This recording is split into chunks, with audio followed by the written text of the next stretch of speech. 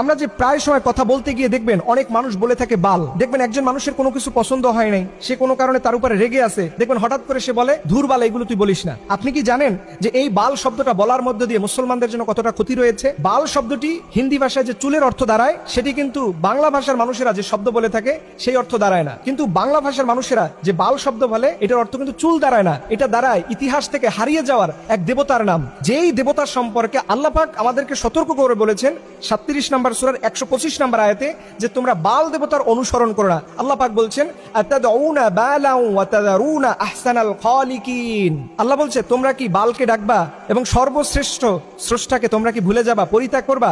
এই বাল শব্দটা আল্লাহ পাক কোরআনের মধ্যে বলেছেন। এই বাল শব্দটা সেমিটিক শব্দ, যার অর্থ দাঁড়ায় দেবতা বা স্রষ্টা, বা আমরা যে আল্লাহ বলে সম্বোধন করি ঠিক একই রকম অর্থ দাঁড়ায়।